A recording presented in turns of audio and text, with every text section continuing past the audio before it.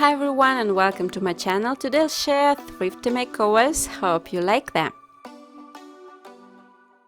The first item I'm going to make over is this ceramic jug. The first thing to do is to prime it, and I'm using an adhesive primer.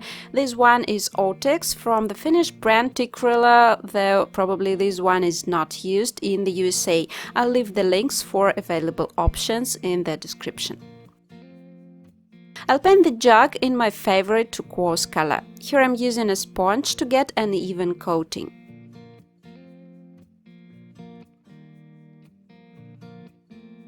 When priming and painting, I'm also doing it inside the jug for about an inch or so to have a neat upper edge and be able to apply water inside at the same time.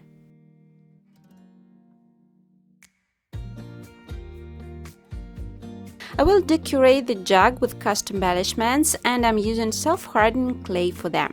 I'm making an oval plate and I'm attaching it to the jug using white glue.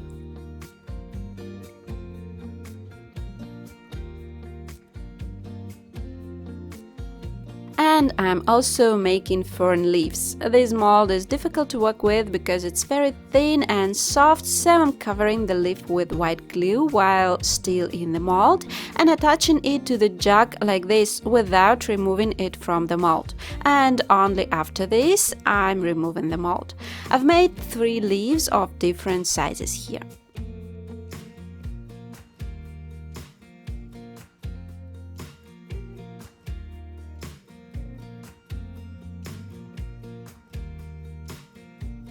After the clay has dried, I'm painting the embellishments. I've decided to make them bronze.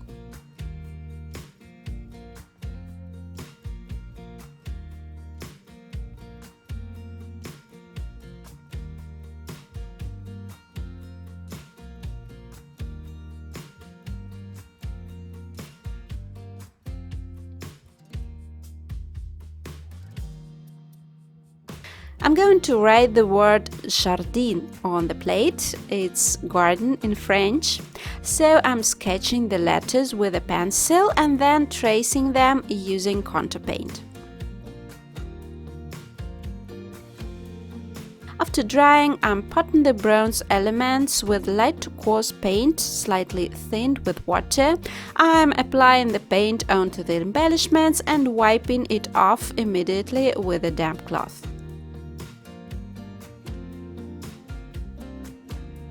At the end, I'm sealing the thing with matte acrylic varnish.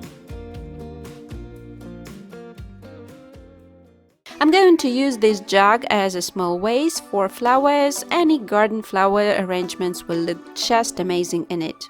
You can do this with an old teapot, a vase, a jar, and you can also make prints of living leaves on self-hardening clay and cut along the contour. It will also look very nice and you will not need any mold for that.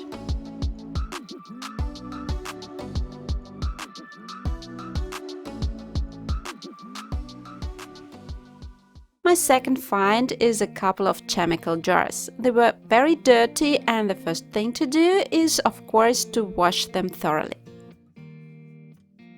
I didn't like the color of the lids and I've decided to repaint them. First I'm priming them with an adhesive primer, the same one that I used for the jugs, so the paint adheres well to the plastic. I've decided to decorate the jars with stenciling. So I'm wrapping the stencil around the jar, securing it with masking tape and applying paint with a sponge. By the way, all the stencils that I use today are from AliExpress. I'll leave the links for them in the description box as usual. I'm using glass contour paint here so as not to prime the glass first.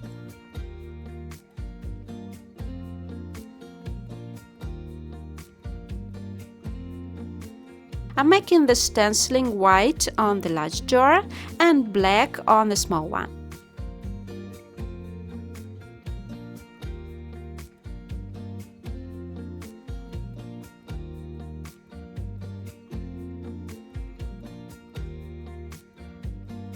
I'm also painting the lids of the jars black.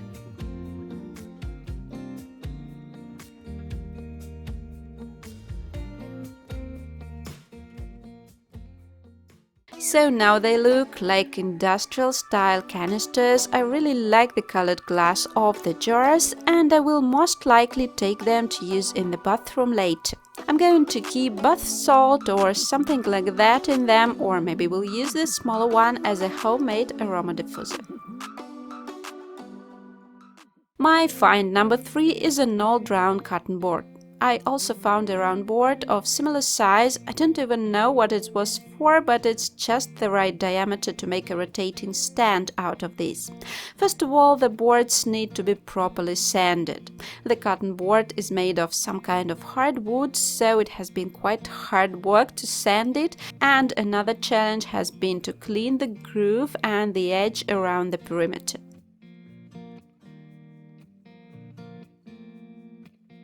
I've worked this over with a sander and then I've sanded it by hand to remove all that the sander couldn't do. I'm wiping the dust with a damp cloth. I need to remove this rectangular piece on the wrong side of the round board. It was glued and doweled. Fortunately for me, the glue has peeled off from time and I'm detaching this piece easily simply by prying it with a knife. I've decided to decorate the front side with a vintage lettering. As usual, my favorite website, the Graphics Fairy, came to my rescue. I've printed a mirror image on a laser printer and I'm cutting it out and securing it with masking tape. I'm going to transfer the image using a nail polish remover. You want to use the one with acetone in it. I'm applying the remover to the wrong side of the print and pressing it with a spatula with force to transfer the ink to the wood. I'm staining the finished board using water-based stain in an oak color. To make the rotating stand, I'll be using this Lazy Susan part. In fact, it's a large bearing plate. I'm marking where the Lazy Susan bearing plate is going to be fixed on the lower circle and drilling holes according to these marks. I'm using a 8mm drill bit so that later I'll be able to put the screw-in bit into the hole. I'm installing the bearing plate on the lower board so that the drilled holes are placed between the holes on the bearing plate, and I'm fastening the bearing plate to the lower board. I'm turning the upper half of the bearing plate so that the holes on the upper part come over the drilled holes. Then I'm placing the bottom wooden board upside down. Through the drilled holes, the bearing plate holes will be visible, and I'm fastening the bearing plate to the second wooden board through these holes.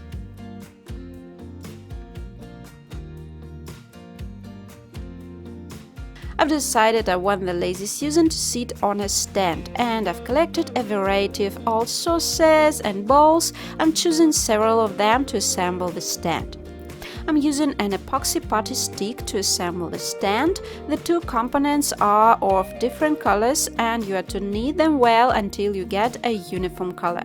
Then I'm applying the putty along the contour of the saucer and attaching it to the largest plate. I'm attaching two small jam bowls together, bottom to bottom. And then I'm attaching the resulting leg to the base out of two saucers. I'm removing all the excess putty that has come out with a sharp knife. After the epoxy putty has set, I'll paint the stand. I'm priming it with the adhesive primer, the same I used before. And then I'm painting it black with acrylic paint. I've used a sponge here and I've got a nice texture similar to cast iron.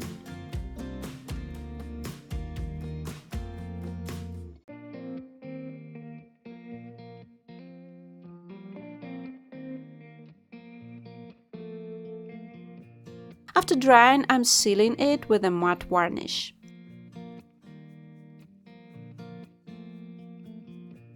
Finally, I'll attach the stand to the wooden part. I've run out of epoxy putty here, and so I'm using cold welding to do this.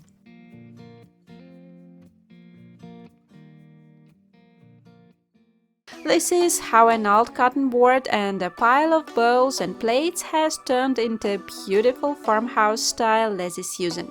You can serve a cake or cheese or fruits on it. It's very convenient to use for serving because it rotates, and I really like how it looks on its own. I use it a lot as a base for seasonal arrangements. And the last makeover for today is this enamel container. I don't even know how to call it. It's not a bowl, not a bucket, but something like that. I'm beginning as usual with priming. Here I'm using the same adhesive primer. I've decided to make an embossed inscription here, so I'm taking wood putty and a stencil. I'm attaching the stencil using masking tape and applying the putty in a thin layer over the stencil. The layer's thickness is about 1 mm, not more. You can also use embossing paste here or make a homemade one out of paint, white glue and baking soda or talcum powder. I'll leave the recipe in the description box. After that, I'm removing the stencil, gently pressing down any places where the putty has lifted with my finger and let it dry. After that, I'm sanding the inscription a little to make it smoother. And then I begin painting. The first layer is deep gray. I'm applying the paint with a sponge. The sponge doesn't work over the inscription though, and here I'm painting it with a brush.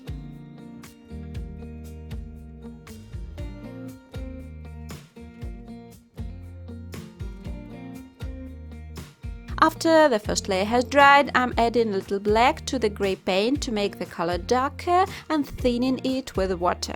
I'm applying random strokes with a brush and blotting the paint with a crumpled paper towel. You will get a translucent speckled pattern. I let the paint dry and now I'm repeating the process, but this time I'm adding white to the grey paint to get a lighter shade.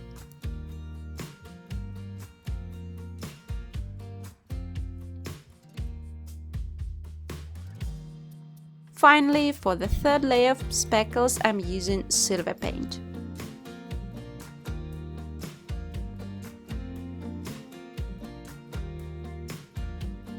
After the silver dries, I've decided to age the bucket a little and I'm dry brushing the letters, the bottom and the top black to highlight the relief a bit.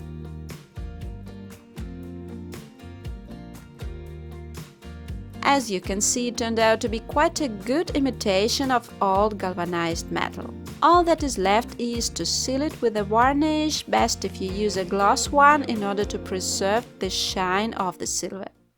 I'm going to use this bucket as a planter for indoor plants. I think it looks really nice. They'll be great as a group in the garden too, so I think I'll make more of this. Let me know what you think of today's thrifty makeovers. Thanks for watching this video and we'll see you in the next one. Bye!